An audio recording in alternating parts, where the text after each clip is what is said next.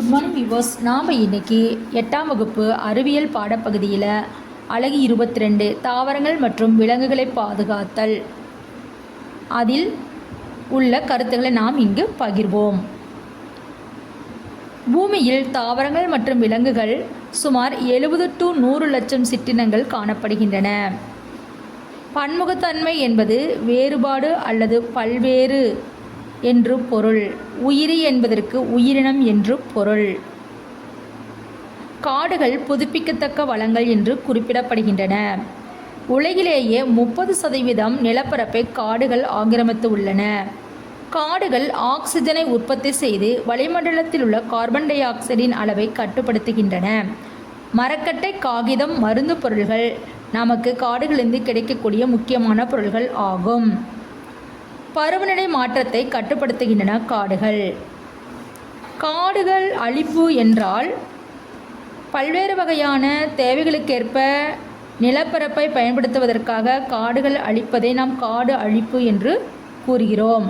காடுகள் அழிப்பதன் காரணமாக வெப்பநிலை அதிகரிப்பு, மழைப்பொழிவு குறைவு, சுற்றுச்சூழல் சமநிலையின்மை காணப்படுகிறது.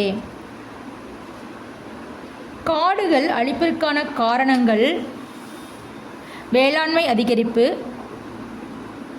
நகரமயமாதல், சுரங்கப்பணி, அணைகள் கட்டுதல், மரக்கட்டை உற்பத்தி, காட்டுத்தீ, புயல்கள் முதலிய காரணமாகும். உலகிலேயே 40% அதிகமான காடுகள் வேளாண்மை பயன்பாடுகளுக்காக அழிக்கப்படுகின்றன. நகரமயமாதல்ங்கிறதுல சாலைகள் அமைத்தல், வீடு கட்டுதல், கனிமங்களை தோண்டி எடுத்தல், தொழிற்சாலைகளின் விரிவாக்கத்திற்காக காடுகள் அழிக்கப்படுகின்றன. சுரங்கப்பணி மூலம் மக்களுடைய சுற்றுப்புறமானது மாசுபாடு அடைகிறது. சுரங்கப்பணிக்காக காடுகள் அழிக்கப்படுகின்றன. பெருகி வரும் மக்கள் தொகைக்கு ஏற்ப அணைகள் கட்டுவதற்காக காடுகள் அழிக்கப்படுகின்றன. மரக்கட்டை உற்பத்தியானது காகித தொழில், தீக்குச்சி தயாரித்தல் மற்றும் எரிபொருள்களுக்காக மரத்தாலான பொருட்கள் செய்வதற்காகவும் காடுகள் அழிக்கப்படுகின்றன. இயற்கை சீற்றங்களான காட்டுத்தீயின் காரணமாகவும் காடுகள் அழிக்கப்படுகின்றன. புயல்கள் பெரிய அளவில் மரங்களை அழிக்கின்றன. இதுவரை ஏற்பட்டுள்ள புயல்களின் பெயர்கள் மற்றும் மாநிலம்.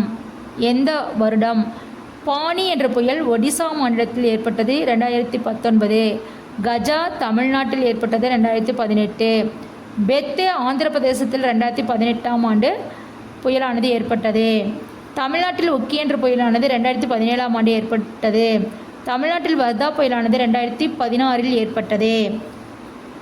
ஒவ்வொரு வருடமும் 11 கோடி ஹெக்டேர் பரப்பிலான காடுகள் உலகமெங்கும் அழிக்கப்படுகின்றன. இந்தியாவில் 10 லட்சம் ஹெக்டேர் காடுகள் ஆண்டுதோறும் அழிக்கப்படுகின்றன.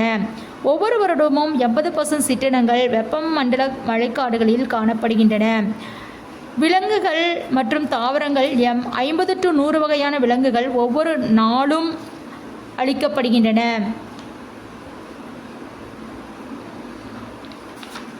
காடு அழிப்பினுடைய விளைவுகள் என்னென்ன விளைவுகள் ஏற்படுகின்றது அப்படின்னா, சிற்றினங்களானது அழிகிறது, மண் அரிப்பு ஏற்படுகிறது, நீர் சுழற்சி தடைபடுகிறது, வெள்ளமானது அதிகரித்து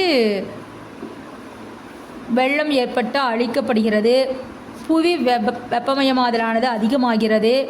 பசுமையில்ல வாயுக்கள் என்பவை நீராவி, மீத்தேன், நைட்ரஸ் ஆக்சைடு, ஓசோன் மற்றும் கார்பன் டை ஆக்சைடு பசுமையில்ல வாயுக்கள் ஆகும். வசிப்பிடங்கள் பாதிக்கப்படுகின்றன. அடுத்ததாக காடு வளர்ப்பின் முக்கியத்துவம்.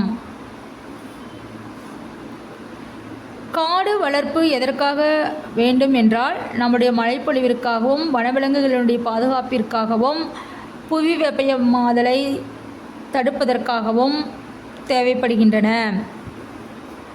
தேசிய விவசாய ஆணையம் இந்திய அரசாங்கத்தால் 1976ஆம் ஆண்டு அமலுக்கு வந்தது. சமூக வனவியல் என்ற சொல் முதலில் 1976ஆம் ஆண்டு கொண்டு வரப்பட்டது. 1977ஆம் ஆண்டில் கென்யாவில் பச்சை வலை இயக்கம் என்ற அமைப்பை ஏற்படுத்தப்பட்டது. வாங்கரி மாதா என்பவரால் ஏற்படுத்தப்பட்டது. இவருக்கு 2004ஆம் ஆண்டிற்கான அமைதிக்கான நோபல் பரிசானது மரங்களை பாதுகாப்பதற்காக கொடுக்கப்பட்டது. காடு மீள் வளர்ப்பு என்றால் என்ன அப்படின்னா, அதாவது ஏற்கனவே காடுகள் இருந்து அங்கு அழிந்து போன பகுதிகளில் மரங்களை நட்டு நாம் காடுகளை வளர்த்தல் காடு மீள் வளர்ப்பு. காடு வளர்ப்பு என்பது தரிசு நிலங்களில் புதிதாக நாம் மரக்கன்றுகளை நட்டு காடுகளை வளர்த்தல் காடு வளர்ப்பு எனப்படும்.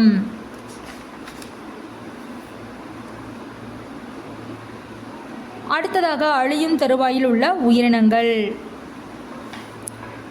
வங்கப்புலிகள், ஆசிய சிறுத்தை மற்றும் பல பறவைகள் இந்தியாவில் காணப்படுகின்றன. இவை சிறிது சிறிதாக அழிந்து கொண்டு வருகின்றன. பூமியின் மீதிருந்து முற்றிலுமாக மறைந்து போன உயிரினங்கள் அழிந்து போன உயிரினங்கள் என்று அழைக்கப்படுகின்றன. டைனோசர், டுடோ என்பவை அழிந்து போனவை. உலக காடுகள் தினம் மார்ச் 21. உலக நீர் தினம் மார்ச் 22. சுற்றுச்சூழல் தினம் ஜூன் 5. உலக இயற்கை பாதுகாப்பு தினம் ஜூலை 28.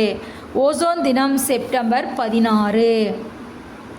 ஒவ்வொரு ஆண்டும் மே மாதம் 22ஆம் நாள் உலக உயிரிகளின் பன்முகத்தன்மை தினமாக கொண்டாடப்படுகிறது. பன்முகத்தன்மை என்பது வேறுபட்டது அல்லது வேறுபாடு என்று பொருள். இவ்வுலகில் அழியக்கூடிய தாவரங்கள், அழியும் தருவாயிலுள்ள தாவரங்கள் குடைமரம், மலபார் லில்லி, ரஃப்லிஷியா மலர், இந்தியா மல்லோ, முஸ்லி தாவரம். அழியக்கூடிய நிலையிலுள்ள விலங்கு பனி சிறுத்தை, ஆசிய சிங்கம், சிங்கவால் குரங்கு, இந்திய காண்டாமிருகம், நீலகிரி வரையாடு.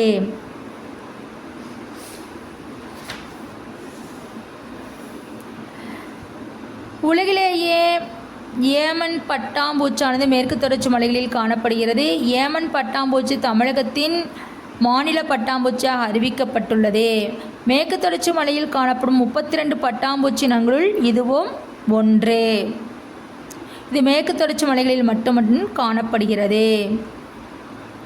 ஏன் சிற்றினங்கள் அழியக்கூடியனவாக உள்ளன அப்படின்னா, வாழ்விட இழப்பு, அளவிற்கு அதிகமாக வேட்டையாடுதல், மாசுபாடு, புதிய வாழ்விடம், வேதிப்பொருள்கள், நோய்கள், இயற்கை பேரழிவுகள் இவைகள் காரணமாகும். நாம் அழியும் தருவாயுள்ள உயிரினங்களை பாதுகாக்கப்படுதல் வேண்டும். பாதுகாப்பதற்காக சரணாலயங்கள், தேசிய பூங்காக்கள் உருவாக்கப்படுகின்றன. நமது சுற்றுச்சூழலில் உள்ள வேப்பமரம், குடைமரம், ஆலமரம் போன்ற உள்ளூர் மரங்களை நடுவது விலங்குகளுக்கு உதவியாக இருக்கும். பல பறவைகளும் விலங்குகளும் அவற்றை உயிரிடமாக கொள்கின்றன.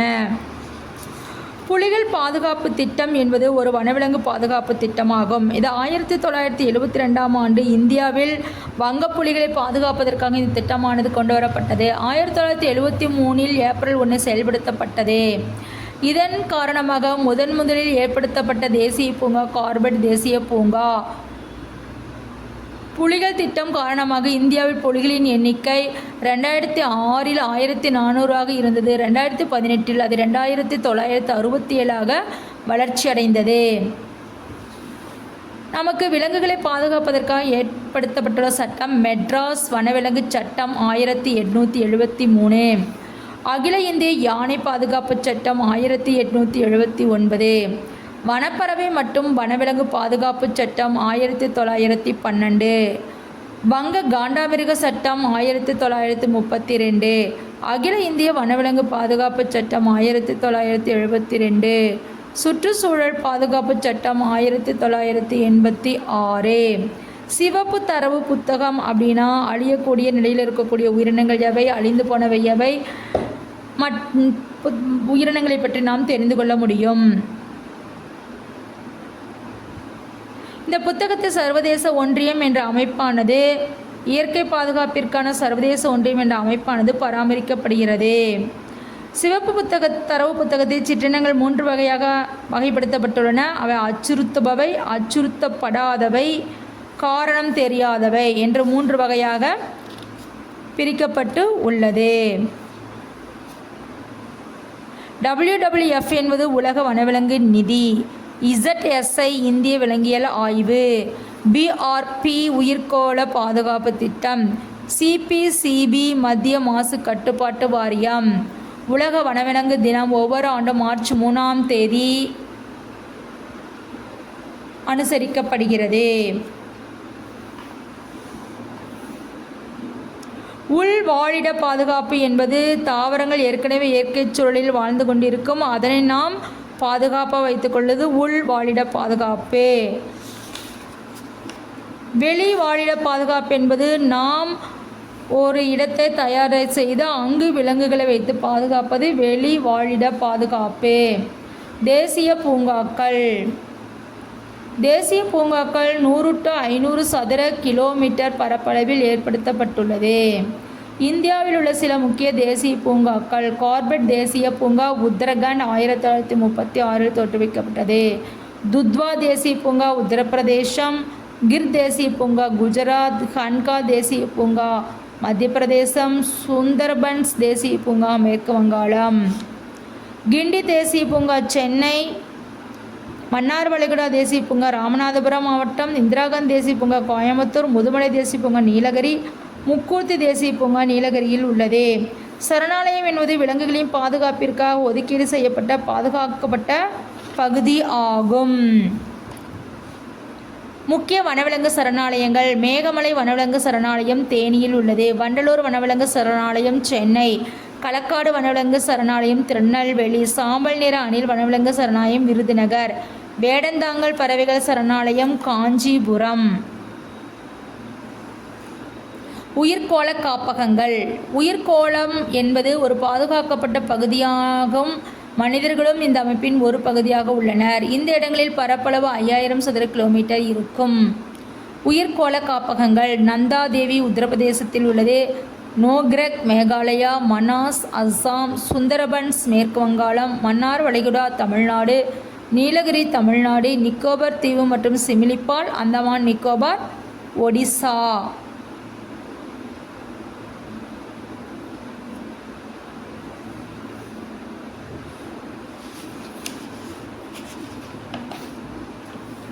அடுத்ததாக ப்ளூ கிராஸ் என்பது வாயில்லா நண்பர்களின் கூட்டிணைவு என்ற பெயரில் இங்கிலாந்தில் முதலில் பதிவு செய்யப்பட்டது. 1897 நிறுவப்பட்டது. இங்கிலாந்து நாட்டின் லண்டன் மாநகரில் தெருக்களில் காணப்பட்ட குதிரைகள் பராமரிப்பதற்காக ப்ளூ கிராஸ் நிறுவப்பட்டது. 1906 மே 15 விக்டோரியா என்ற இடத்தில் முதலாவது விலங்கு மருத்துவமனையானது தொடங்கப்பட்டது. சிப்கோ இயக்கமானது 1970 தொடங்கப்பட்டது. இது சிப்கோ என்றால் ஒட்டிக்கொள்வது, மரத்தை கட்டிப்பிடித்து கொள்வது. இதனை ஏற்படுத்தியவர் சுந்தர்லால் பகுகுணா ஆவார். 1970 இது துவங்கப்பட்டது. தாவரங்கள் மற்றும் விலங்குகளை பாதுகாத்தல் என்ற பகுதியில் உள்ள முக்கியமான கருத்துக்கள் ஆகும் இவை. இதனை படித்தாலே நாம்